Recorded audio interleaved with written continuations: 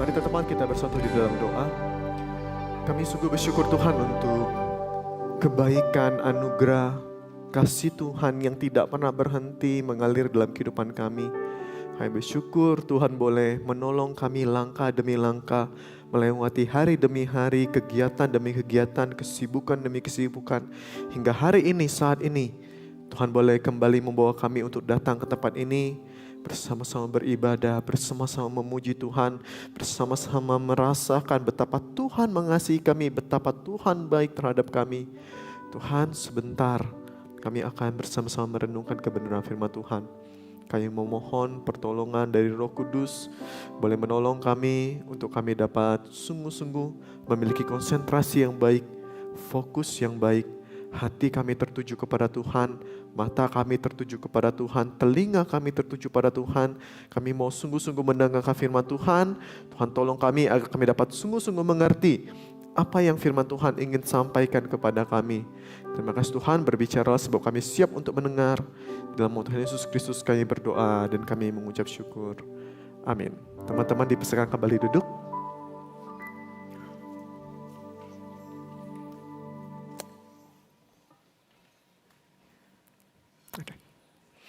Oke, shalom, selamat pagi teman-teman semua. Shalom, selamat pagi. Ini pada belum sarapan ya kayaknya ya. Anak muda harus lebih semangat ya. Coba saya sapa sekali lagi. Shalom. Shalom. Ya, oke. Nah, saudara, karena ada pepatah bahwa tak kenal maka tak sayang, maka ada baiknya saya terlebih dahulu memperkenalkan diri. Mungkin bagi sebagian teman-teman baru pertama kali melihat saya. Mungkin bagi sebagian ada yang pernah bertemu dengan saya sebelumnya. Nah teman-teman, perkenalkan, nama saya adalah Melvin Timadius. Jadi saya melayani saat ini melayani di GKI Anugerah, tapi saya melayani di Utara, di Bajem Sutami. Saya melayani teman-teman remaja di Bajem Sutami. Dan hari ini diberikan kesempatan untuk boleh melayani teman-teman, satu sukacita yang luar biasa. Nah teman-teman, saya akan memulai perenungan kita pada hari ini dengan satu kisah gitu. Teman-teman, tahun 2013, saya aslinya orang Palembang teman-teman. Tapi tahun 2013 sampai tahun 2017 itu saya kuliah di Bandung. Kalau teman-teman tahu, di Bandung itu ada satu sekolah tinggi teologi di Pasteur, di daerah Sekolah Trimulya gitu ya. Di dalamnya ada satu STT, namanya STT Bandung. Nah teman-teman, 2013 sampai 2017 saya kuliah di STT Bandung. Di STT Bandung itu kita tinggal di dalam asrama, kita tinggal bersama, semua mahasiswa itu tinggal di asrama. Kita kuliah bareng, kita hidup bareng, kita makan bareng, kita piket bareng gitu ya. Kita hidup bersama-sama. Sampai ada satu kejadian menarik teman-teman yang mengubah hidup saya sampai hari ini. Teman-teman, saya ingat tahun 2016, pada saat itu teman-teman asrama saya itu lagi pada liburan ke Bali. Jadi semua liburan ke Bali, semua pergi ke Bali untuk menikmati liburan. Waktu itu kita sudah selesai kegiatan semester. Kegiatan belajar mengajar sudah selesai. Nggak ada kegiatan, ada waktu senggang, mereka memutuskan ayo kita jalan-jalan ke Bali gitu. Nah tapi rekan-rekan, yang jadi masalah adalah beberapa hari sebelum berangkat ke Bali itu saya sakit tipes. Jadi orang-orang pada pergi ke Bali, satu asrama pergi ke Bali. Saya sakit tipes di asrama sendirian. Teman-teman. Nah teman-teman kalau yang pernah sakit tipes tahu rasanya sakit tipes gimana ya. Sakit tipes itu wah badan gak enak, kepala pusing, demam gitu kan. Mual-mual. Nah teman-teman, karena saat itu di asrama tuh gak ada orang gitu ya. Karena di asrama semuanya pada pergi ke Bali. Saya sendirian di asrama. Kebetulan asrama yang lain itu belum pada libur. Jadi di asrama yang lain itu masih ada teman-teman.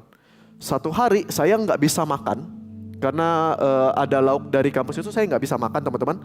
Jadi saya putuskan daripada nggak makan sama sekali saya masak bubur aja gitu kan. Tapi yang jadi pemikiran saya waktu itu teman-teman, saya nggak mau ngerepotin orang. Jadi saya mau masak bubur untuk saya makan karena tipes gitu ya. Tapi saya pikir daripada saya ngerepotin orang masak bubur buat saya, ya udah saya turun sendiri ke dapur, saya masak sendiri. Jadi teman-teman, saya turun dari lantai 6, asrama saya waktu itu di lantai 6. Dapurnya di lantai 1, turun pakai tangga, waktu itu liftnya nggak aktif. Turun dari lantai 6 ke lantai 1, masak di dapur, habis masak makan, habis makan saya cuci piring. Nah teman-teman tahu apa kejadian menarik yang saya alami? Ketika saya lagi cuci piring, ada dosen datang ke dapur, dia mau makan gitu ya. Dia lihat saya gitu. Dia lihat muka saya pucat, putih, kayak orang sekarat gitu kan ya. Dia tanya, "Melvin, kamu kenapa?" katanya. "Lagi tipes, Bu." "Udah makan?" "Udah, ini barusan saya masak bubur habis makan," gitu kan. Terus dia bilang, "Kenapa kamu sendiri? Kenapa nggak minta tolong orang lain?" Saya bilang sama dia, "Gak enak, Bu, mau ngerepotin orang lain gitu. Saya masih bisa, saya masak sendiri aja," gitu kan. Nah, rekan-rekan tahu apa yang terjadi ketika saya bilang gitu? Saya kena marah sama dosen saya, rekan-rekan. Dosen saya bilang, "Melvin, kamu tahu gak sih apa arti dari persekutuan?" Gitu. "Kamu tahu gak arti dari komunitas itu sebenarnya apa?" Nah, teman-teman, di situ saya diubahkan tentang bagaimana saya memandang apa arti persekutuan, tentang bagaimana cara saya memandang apa arti komunitas itu. Nah, teman-teman, pada tahun 1921, teman-teman, ada seorang pakar psikologi, namanya itu adalah Carl Gustav Jung, ya. Carl Gustav Jung ini melakukan satu penelitian. Boleh dibantu slide-nya?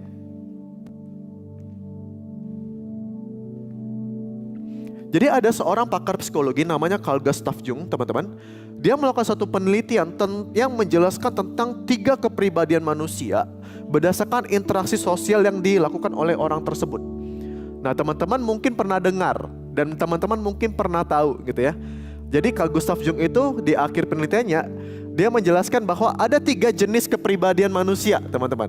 Yaitu ada introvert, ada extrovert, dan ada ambivert. Teman-teman, saya rasa sebagian kita pernah dengar dan sebagian kita tahu gitu ya. Kita mungkin bahkan kita tahu kita ini introvert, kita extrovert, atau kita ambivert gitu kan. Di dalam teori ini, teman-teman, Gustav itu menjelaskan bahwa orang-orang introvert adalah orang-orang yang senang berada di dalam situasi yang tenang. Sebaliknya, orang-orang extrovert adalah orang-orang yang senang dengan interaksi sosial. Mereka merasa nyaman ketika mereka berada di dalam kelompok orang banyak. Nah, kemudian ambivert adalah orang-orang yang memiliki keseimbangan di antara introvert dan extrovert.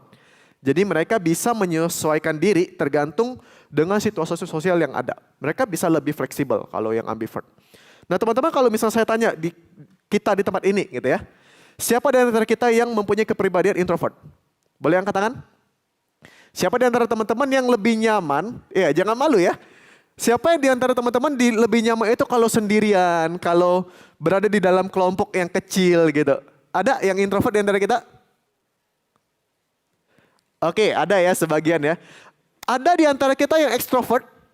Boleh angkat tangan? Extrovert ini biasanya kalau di tongkrongan itu paling rame, paling heboh gitu kan ya. Kalau di kelompok besar itu senang banget ketemu orang rame-rame. Ada di antara kita yang extrovert? Ada sebagian ya. Ada di antara kita yang ambivert, teman-teman. Jadi teman-teman ambivert itu biasanya menyesuaikan diri. Sendirian bisa, rame-rame bisa. Ada di antara kita yang ambivert? Oke, ada juga ya. Nah, teman-teman, kebanyakan dari kita, saya percaya kita pasti tahu. Kita itu introvert, kita extrovert, atau kita ambivert gitu ya. Nah, teman-teman, saya itu adalah salah satu orang yang termasuk dalam kelompok introvert, teman-teman. Jadi saya itu adalah salah satu contoh orang yang lebih senang berada dalam lingkungan yang tenang, gitu, di dalam kelompok yang tidak terlalu ramai, di dalam situasi keadaan yang tenang. Saya berikan contoh, teman-teman. Sebelum saya datang ke Bandung, saya itu pelayanan di salah satu gereja di Palembang. Nah, teman-teman, di Palembang itu kantor hamba Tuhan itu satu kantor besar dengan satu meja besar di tengah-tengah ruangan, teman-teman. Jadi satu meja besar, kita semua duduk di meja itu, saling hadap-hadapan, dan meja itu tuh nggak ada pembatas, gitu. Dirancang supaya kalau kita mau ngobrol sama hamba Tuhan yang lain itu lebih enak, gitu kan ya. Nah, tapi yang jadi masalah, teman-teman, karena saya adalah orang introvert, duduk di meja besar, banyak orang di sekeliling gitu ya. Dan orang-orang itu selalu ngobrol gitu kan. Kadang lagi ngantor ada yang main gitar, ada yang nyanyi, ada yang buka musik dari laptop. Saya pusing, teman-teman. Berada di dalam meja besar itu dikelilingi oleh orang banyak, situasinya rame gitu. Saya pusing gitu. Sedangkan ketika saya pindah ke Bandung, sekarang saya melayani di GKI Anugerah di Bajem Sutami. Hamba Tuhan itu dapat kantor sendiri, teman-teman. Ada ruangan sendiri. Begitu saya datang ke Bandung, hari pertama saya kerja di Sutami, di GCC, teman-teman. Duduk di kantor sendiri, nggak ada orang lain, ada meja sendiri, ada kursi sendiri, ruangannya tenang gitu kan ya. Saya merasa damai sukacita. Wah, enak banget ini kerja, nggak rame-rame, nggak berisik gitu kan ya. Kita bisa fokus, kita bisa konsentrasi, enak banget. Tapi teman-teman tahu apa yang terjadi? Hari pertama, hari kedua, saya menikmati kerja di ruangan sendiri. Nggak ada gangguan, nggak ada orang lain gitu kan ya. Seminggu pertama saya menikmati. Masuk minggu kedua, teman-teman, kok rasanya mulai sepi ya. Nggak ada interaksi sama orang gitu kan, nggak ketemu siapa-siapa, nggak ada teman ngobrol. Minggu ketiga, teman-teman tahu apa yang saya lakukan? Saya lagi kerja di kantor sendirian, bosen nih, nggak ada teman gitu kan. Keluar teman-teman, keluar dari kantor ada OB, ada Pak Yopi. Saya ajak ngobrol Pak Yopi, Pak Yopi udah makan belum gitu? Lagi ngapain Pak, bersihin ini? Oh iya, udah habis ngobrol Pak Yopi, saya masuk lagi kerja, keluar lagi, saya turun ke kantor tata usaha. Elin lagi ngapain gitu? Elin lagi kesibukan gitu. Saya mau minta tolong nih, mau gini-gini. Sebenarnya nggak ada yang minta tolong teman-teman, cuma pengen ada teman ngobrol aja gitu. Nah jadi teman-teman perhatikan gitu ya, bahwa seringkali persepsi kita terhadap orang-orang introvert itu cukup keliru teman-teman. Seringkali kalau kita membayangkan orang introvert, kita membayangkan orang-orang yang tidak berinteraksi sosial gitu kan ya. Seringkali kita membayangkan orang introvert itu orang seperti apa sih? Kita pikir orang introvert itu adalah orang-orang yang selalu menyendiri. Kalau di dalam ibadah rame-rame itu pasti kerjaan nunduk, gak mau lihat kiri kanan gitu kan. Kita bayangin orang-orang introvert itu kayak kalau di rumah lagi ada acara keluarga, orang introvert itu yang diam di kamar gitu, yang mengurung diri gitu kan ya. Kita membayangkan orang-orang introvert itu kayak orang-orang yang gak mau berinteraksi. Kayak apa? Terkadang mungkin kita membayangkan orang-orang introvert itu kayak wibu-wibu gitu loh kan ya, yang gak mau ketemu orang gitu, yang sendirian nunduk terus gitu, gak mau ngobrol, gak mau ngapa-ngapain, sendiri aja. Tapi teman-teman, orang-orang introvert itu bukan orang-orang yang tidak mau bersosialisasi. Orang-orang introvert itu bukan orang-orang yang tidak bisa bersosialisasi. Di dalam penelitian ini teman-teman, Gustav itu menjelaskan bahwa orang-orang introvert itu bukan orang-orang yang tidak bisa bersosialisasi. Tapi orang-orang introvert itu adalah orang-orang yang lebih nyaman ketika mereka berada di dalam lingkungan yang tenang, ketika mereka berada dalam kelompok yang kecil. Jadi kalau mereka berada dalam kelompok cuma 2-3 orang, 4-5 orang, itu mereka lebih nyaman dibandingkan ketika mereka berada di dalam ruangan penuh dengan berpuluh-puluh ratusan orang, teman-teman. Ketika saya kerja, teman-teman ya, ketika saya kerja, saya menjadi hal ini. Saya orang introvert, saya nggak nyaman dalam kelompok besar. Tapi bukan berarti teman-teman orang introvert itu tidak membutuhkan interaksi sosial. Bahkan seorang introvert sekalipun teman-teman itu membutuhkan kehadiran orang lain. Bahkan seorang introvert sekalipun itu memerlukan interaksi sosial dengan orang lain. Kenapa teman-teman orang introvert itu perlu kehadiran orang lain? Boleh ditampilkan slide berikutnya. Karena memang pada dasarnya kita itu diciptakan sebagai makhluk sosial. Kita tahu hal ini gitu kan ya. Kita dengar cerita dari kita sekolah minggu, diajarkan di sekolah gitu kan. Manusia adalah makhluk sosial. Kita membutuhkan orang lain. Kita diciptakan untuk menjadi untuk menjadi makhluk yang membutuhkan kehadiran orang lain.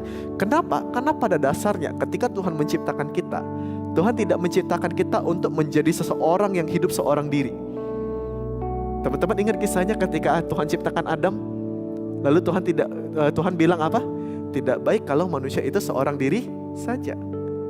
Maka apa yang Tuhan lakukan? Tuhan ciptakan Hawa untuk menjadi penolong bagi Adam gitu kan. Kenapa teman-teman? Kita, saya dan teman-teman itu tidak diciptakan untuk hidup seorang diri. Kita tidak diciptakan untuk hidup tanpa orang lain, teman-teman. Setiap kita diciptakan sebagai makhluk sosial, setiap kita diciptakan sebagai orang-orang yang membutuhkan orang lain. Lalu yang menjadi pertanyaan bagi kita teman-teman, kenapa sih Tuhan itu ciptain kita sebagai makhluk sosial? Kenapa Tuhan tidak ciptakan kita sebagai makhluk independen gitu kan? Kalau Tuhan mau kan Tuhan bisa ya ciptakan kita sebagai makhluk independen. Tuhan ciptakan kita tanpa membutuhkan orang lain gitu kan. Kenapa Tuhan ciptakan kita sebagai makhluk yang membutuhkan orang lain, teman-teman? Saya mau ajak kita untuk baca satu bagian firman Tuhan. Kita sama-sama baca dari Pengkhotbah pasal yang keempat dulu. Pasal yang keempat, ayat yang ke-12. Oke, sudah ada di layar kita semua. Kita baca sama-sama ya. 1, 2, 3. Dan bila mana seorang dapat dialahkan, 2 orang akan dapat bertahan. Tali 3 lembar tak mudah diputuskan. Saya bacakan sekali lagi untuk kita semua. Dan bila mana seorang dapat dialahkan, 2 orang akan dapat bertahan. Tali 3 lembar tak mudah diputuskan. Nah teman-teman, tadinya saya ada siapkan tali rafia, tapi saya lupa bawa hari ini gitu ya. Teman-teman semua tahu tali rafia kan ya? Teman-teman bisa bayangkan satu tali rafia itu? Tali rafia itu kan cukup tipis teman-teman. Kalau satu tali rafia itu kan gampang sekali untuk kita putuskan gitu ya. Bahkan tanpa gunting, tanpa cutter kita bisa memutuskan tali rafia gitu kan. Tapi teman-teman bisa bayangkan kalau tali rafia itu 10 lembar aja teman-teman. 10 lembar tali rafia itu dirajut bersama, dijadikan satu tali teman-teman. Teman-teman bisa bayangkan gak gimana cara kita putusin tali itu? Kita mau tarik, kita mau apain, itu gak bisa putus teman-teman. Teman-teman kalau tahu tali tambang juga gitu kan ya. Tali tambang itu kan dirajut bersama supaya tidak mudah putus gitu kan. Firman Tuhan dalam Pengkhotbah pasal 4:12 mengingatkan kita apa teman-teman? Kita itu membutuhkan kehadiran orang lain supaya kita tidak mudah diputuskan. Kalau kita baca dalam terjemahan bahasa Inggris teman-teman itu lebih menarik lagi. Kalau kita baca dalam terjemahan bahasa Inggris, saya bacakan bagi kita dari terjemahan New Living Translation, NLT teman-teman ya. Pengkhotbah 4:12 di dalam terjemahan bahasa Inggris itu berkata seperti ini. A person standing alone can be attacked and defeated. Jadi seorang yang berdiri sendiri itu bisa diserang dan bisa dikalahkan. But 2 can stand back to back and conquer. Tapi 2 orang itu bisa berdiri saling memunggungi, dapat saling menjaga dan dapat saling mengalahkan. 3 are even better, for a triple braided cord is not easily broken. 3 jauh lebih baik karena tali yang tadi diikat bersamaan itu tidak dapat dipatahkan. Nah teman-teman, di dalam bagian yang kita baca ini Pengkhotbah itu ingin mengingatkan kepada kita bahwa sebagai manusia kita diciptakan untuk menjadi makhluk sosial karena hidup kita itu penuh dengan kekurangan. Hidup kita itu penuh dengan kelemahan. Di dalam kehidupan kita teman-teman, kita itu akan menghadapi banyak tantangan. Hidup kita itu akan menghadapi banyak kesulitan dan kita membutuhkan kehadiran orang lain untuk dapat saling tolong-menolong, untuk dapat saling menghibur dan untuk dapat saling menguatkan. Teman-teman, kehidupan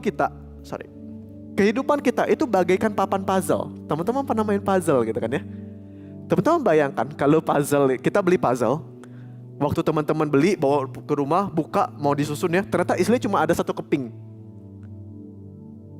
Kan kita ngeliat ini apa gitu kan ya. Kita mau lihat gambarnya juga nggak lengkap, cuma satu keping gitu kan ya. Tapi ketika kita punya kepingan-kepingan yang lain teman-teman, dan kepingan itu disusun bersama-sama gitu ya, baru kita bisa melihat kan, oh ternyata tuh gambarnya seperti ini gitu kan. Baru kita bisa melihat gambaran besarnya, sebenarnya puzzle ini memberikan gambaran apa gitu kan. Nah teman-teman, kehidupan kita dunia itu seperti permainan puzzle. Hidup kita itu seperti satu keping teman-teman. Kalau sendirian kita tuh nggak bisa melihat gambaran besar apa yang Tuhan sediakan bagi kita. Tapi ketika ada orang-orang lain teman-teman hadir dalam kehidupan kita, itu seperti kepingan-kepingan puzzle yang lain.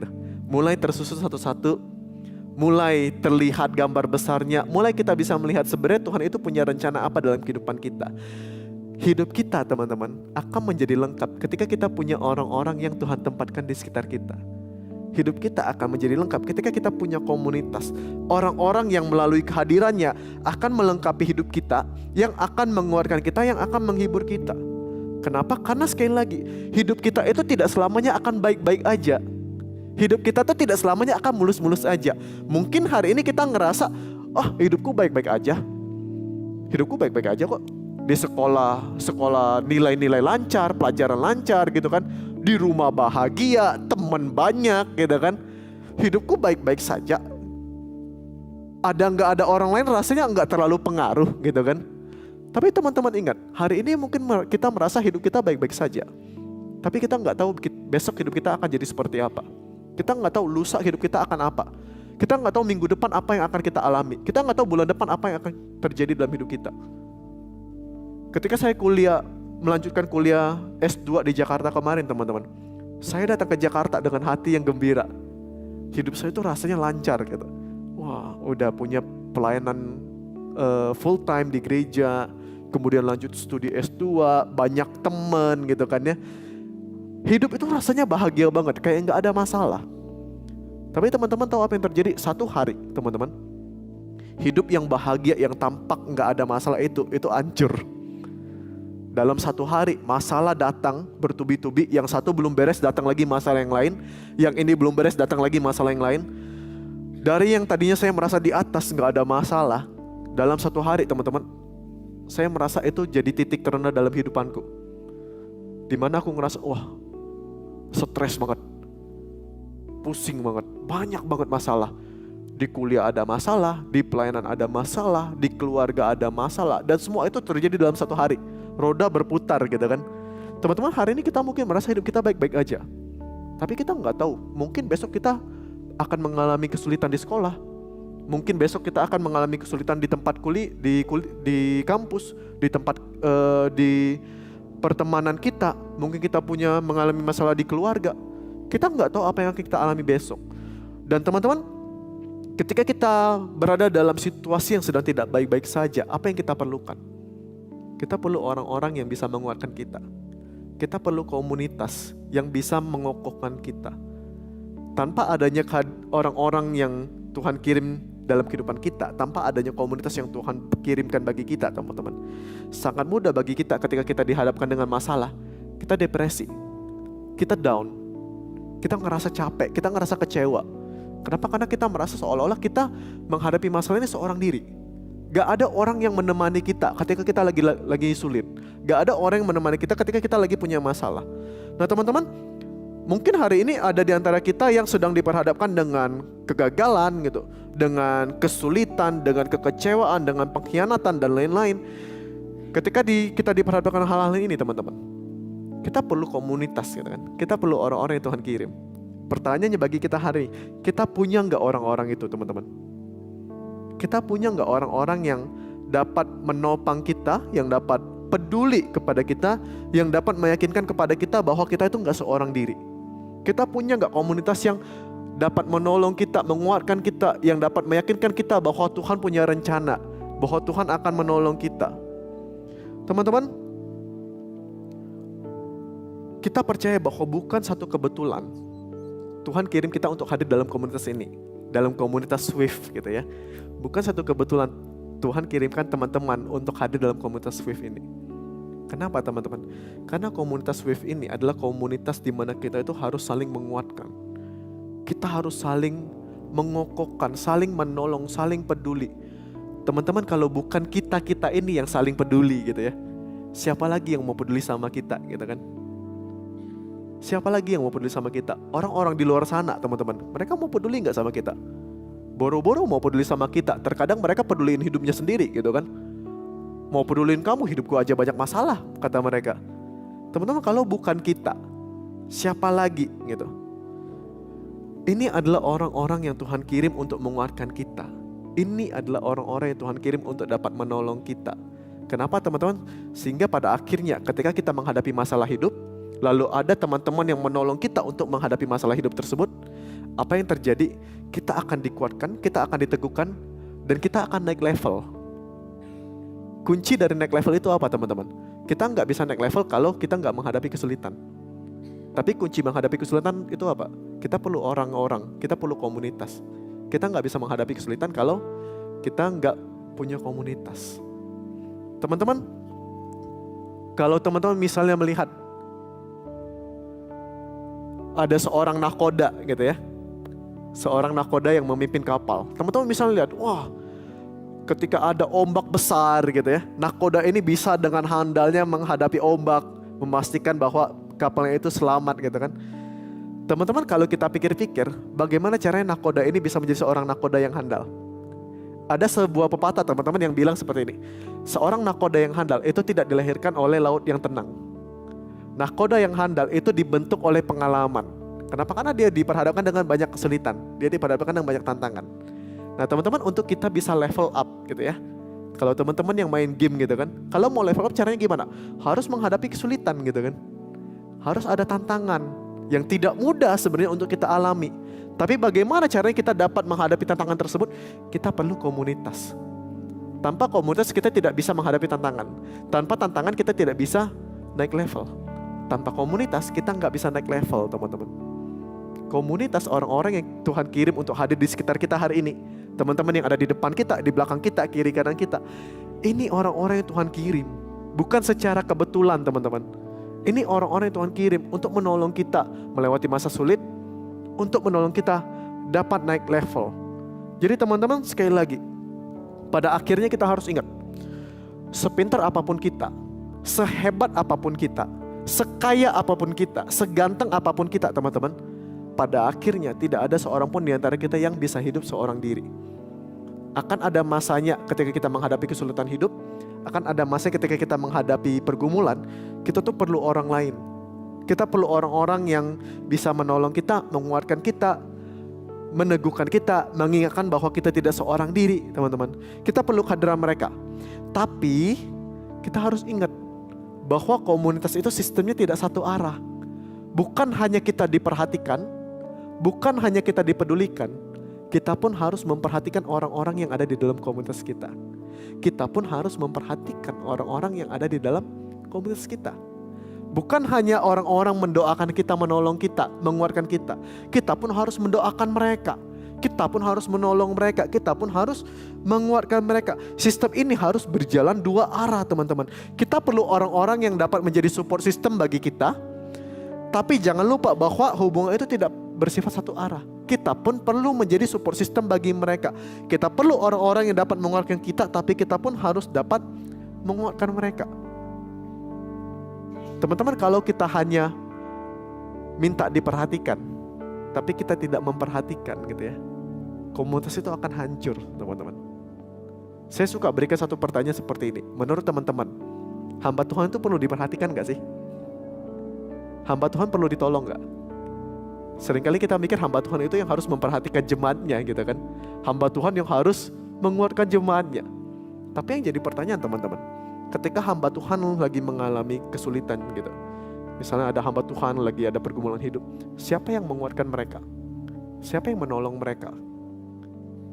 Siapa yang mengingatkan kepada mereka bahwa ada Tuhan yang akan menolong mereka?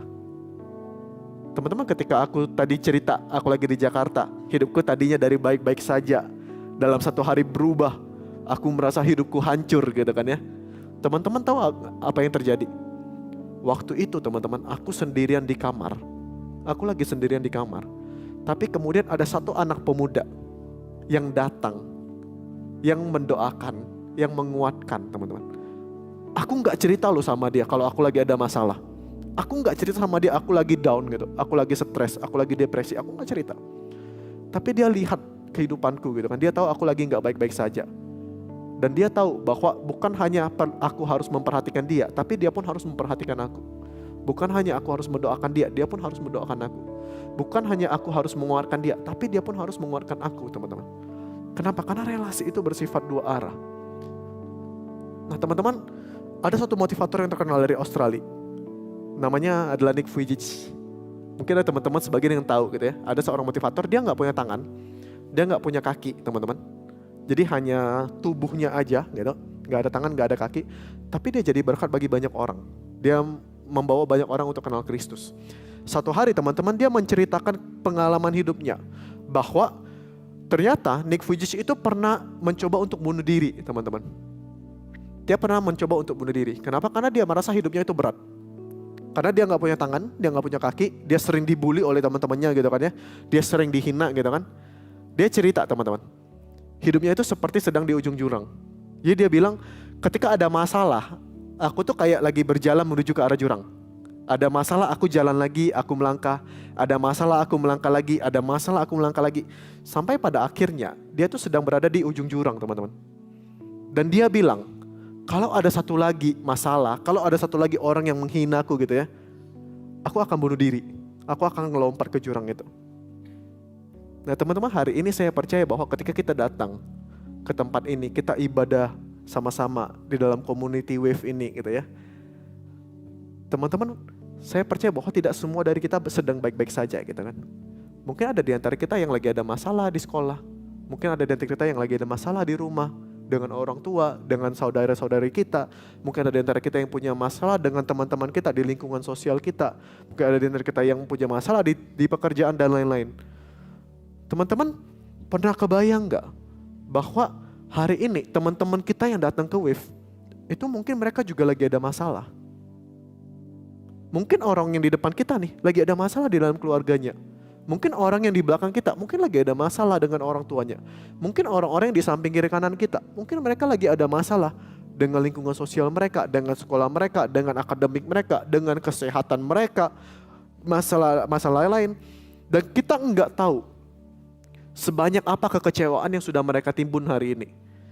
Kita enggak tahu seberapa banyak kesedihan yang sudah mereka timbun selama ini.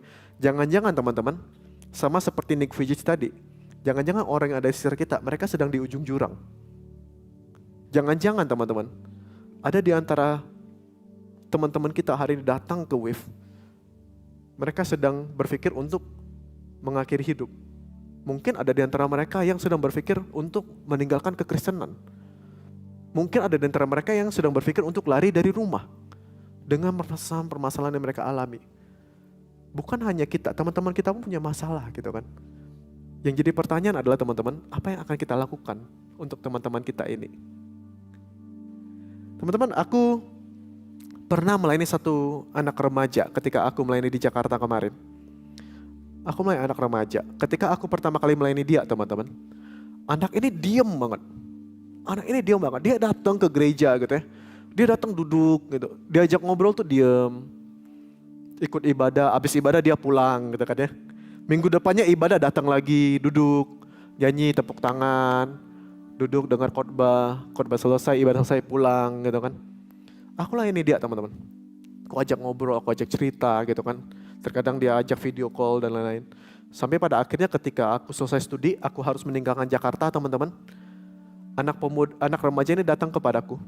Dia cerita, Komel katanya, dia panggil aku Ko gitu kan ya. Komel, jujur waktu Koko pertama kali datang 2 tahun yang lalu, aku sedang berpikir untuk meninggalkan kekristenan katanya. Kenapa? Aku punya masalah di sekolah. Aku punya masalah di rumah. Dan tidak ada satupun orang di gereja yang peduli sama aku. Gak ada satu orang pun yang memperhatikan aku katanya. Aku sedang berpikir untuk meninggalkan kekristenan.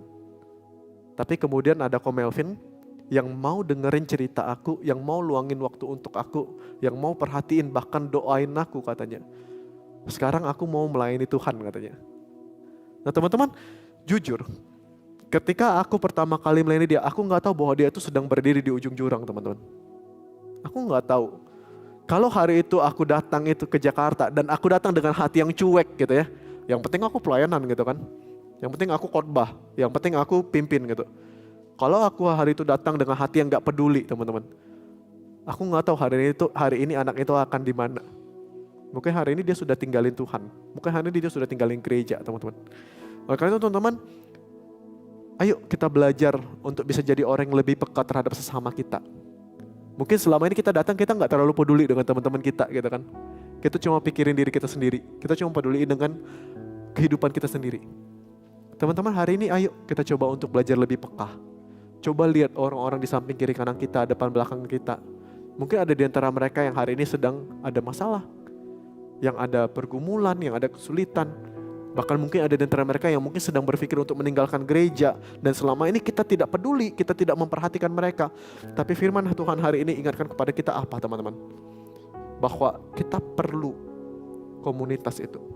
Kita perlu orang-orang yang bisa menguatkan kita. Tapi kita juga harus menjadi komunitas bagi mereka. Kita juga harus menjadi orang-orang yang dapat menguatkan mereka. Teman-teman, coba lihat orang yang ada di samping kiri kanan kalian. Lihat orang yang ada di depan belakang kalian. Teman-teman, ini adalah orang-orang yang Tuhan panggil. Ini adalah orang-orang yang Tuhan kirim untuk hadir dalam kehidupan kalian. Bukan karena kebetulan teman-teman. Tapi ini adalah orang-orang yang Tuhan kirim untuk hadir dalam kehidupan kalian untuk apa? Supaya mereka bisa menguatkan kalian ketika kalian lagi down. Dan supaya kalian menguatkan mereka ketika mereka lagi down. Ketika kalian lagi down, kalian gak sendiri. Kalian punya mereka. Ketika mereka lagi down, mereka gak sendiri. Mereka punya Anda. Yang jadi pertanyaan perenungan bagi kita hari ini adalah, sudahkah kita memiliki komunitas yang akan selalu menguatkan kita? Dan sudahkah kita menjadi komunitas yang menguatkan teman-teman kita? Kalau seandainya hari ini kalian lagi ada masalah di sekolah, kalau misalnya hari ini kalian punya masalah di rumah, di kesehatan, di hubungan dan lain-lain, kalian punya gak komunitas dan orang-orang yang akan menguatkan kalian melewati masa-masa sulit ini? Sebaliknya teman-teman, kalau seandainya hari ini teman-teman kalian lagi ada masalah di sekolah, kalau seandainya hari ini teman-teman kalian punya masalah di rumah, di kesehatan, di hubungan, kalian bersedia gak untuk jadi komunitas bagi mereka? Kalian bersedia gak untuk jadi orang-orang yang akan menguatkan mereka melewati masa-masa sulit ini? Karena inilah yang diingatkan oleh pengkhotbah kepada kita teman-teman, bahwa tali 3 lembar itu tidak mudah untuk diputuskan. Teman-teman, aku akan menutup perenungan kita hari ini dengan satu ayat yang terambil dari Amsal pasal 17 ayat 17. Amsal pasal 17 ayat 17 berkata bahwa seorang sahabat menaruh kasih setiap waktu dan menjadi seorang saudara dalam kesukaran. Seorang sahabat menaruh kasih setiap waktu, teman-teman. Bukan kadang-kadang, setiap waktu. Dan menjadi seorang saudara dalam kesukaran. Bukan dalam masa senang, tapi dalam kesukaran. Teman-teman, sekali lagi, aku gak tahu apa problem yang kalian hadapi hari ini. Mungkin ada di antara kita yang punya problem di rumah, di sekolah, dengan teman-teman, dengan pergaulan, dengan akademis, dengan kesehatan, dengan keuangan. Mungkin ada di antara kita yang hari ini datang ke Wave, kita datang dengan hati yang berat. Terlalu banyak problem yang kita hadapi hari ini. Teman-teman, hari ini, mari kita belajar jadi komunitas yang saling menguatkan. Mari kita belajar jadi komunitas yang saling meneguhkan. Bukan hanya kita dikuatkan, tapi kita juga menguatkan. Bukan hanya kita diberkati, tapi kita juga memberkati. Bukan hanya kita ditolong, tapi kita juga jadi menolong. Bukan hanya kita dikasihi, tapi kita harus mengasihi. Mari kita tundukkan kepala kita berdoa.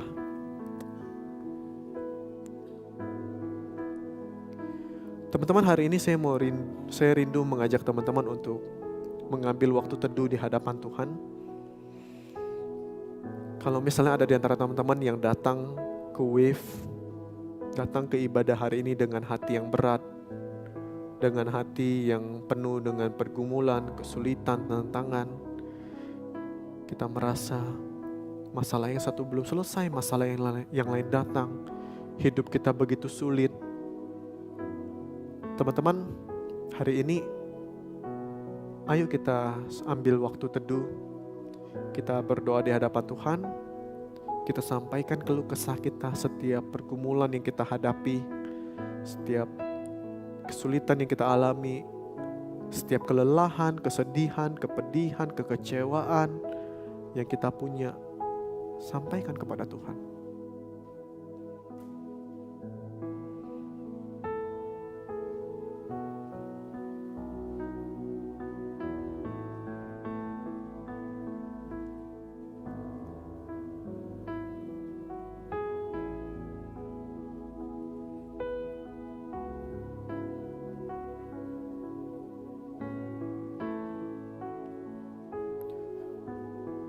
Teman-teman, saya undang kita semua boleh bangkit berdiri. Teman-teman boleh rangkul orang-orang yang ada di samping kiri kanan kalian.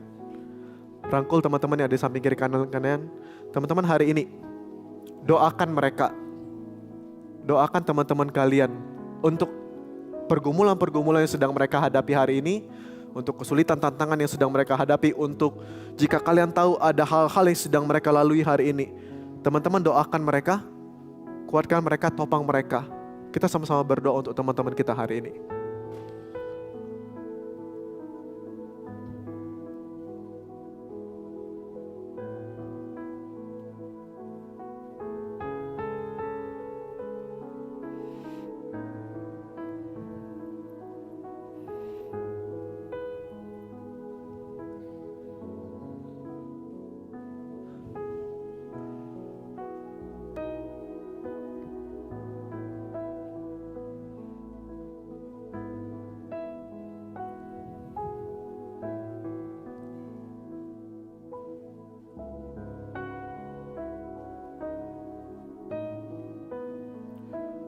Bapa dalam surga, kami tahu bahwa tidak selamanya hidup kami akan baik-baik saja. Akan ada masanya kami harus diperhadapkan dengan tantangan, kesulitan. Bahkan hari ini, mungkin ada di antara kami yang datang ke tempat ini dengan hati yang berat.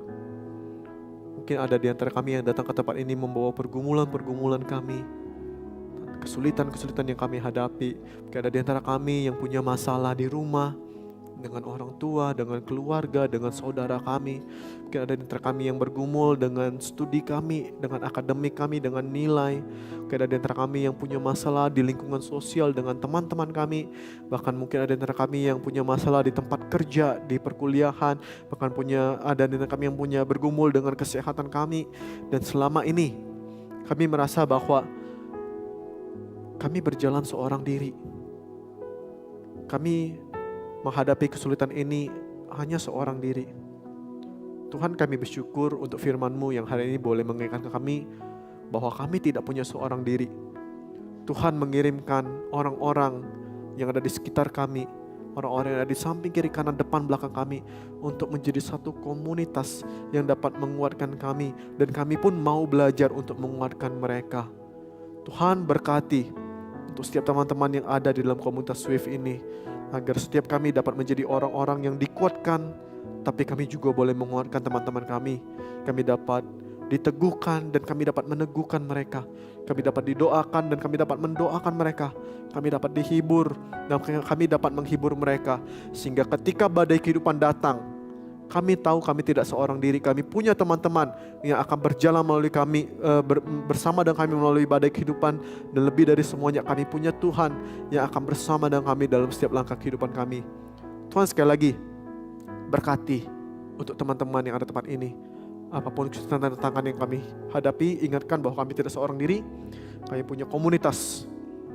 Bersama dengan komunitas ini, kami akan terus melangkah. Bersama dengan komunitas ini, kami akan terus menguatkan. Bersama dengan komunitas ini, kami akan dapat saling menopang satu sama lain. Sebab tali 3 lembar itu tidak mudah untuk dipatahkan. Seorang sahabat akan menaruh kasih setiap waktu. Seorang sahabat akan menjadi seorang saudara dalam kesukaran. Berkati kehidupan kami yang ada tempat ini, Tuhan. Berkati untuk kehidupan kami dan teman-teman kami. Kami tahu perjalanan hidup kami tidak mudah, banyak tantangan, banyak kesulitan. Kami percaya ketika kami berjalan bersama-sama sebagai satu komunitas yang Tuhan tempatkan tempat ini, kami akan dapat melewati apapun persoalan, tantangan, kesulitan yang harus kami hadapi hari ini. Terima kasih Bapa, kami bersyukur untuk firman-Mu. Kiranya firman ini boleh menguatkan kami, memberkati kami, meneguhkan kami, menolong kami untuk terus hidup di dalam komunitas yang Tuhan kirimkan. Di dalam nama Yesus Kristus kami berdoa dan kami mengucap syukur. Amin. Teman-teman kembali duduk.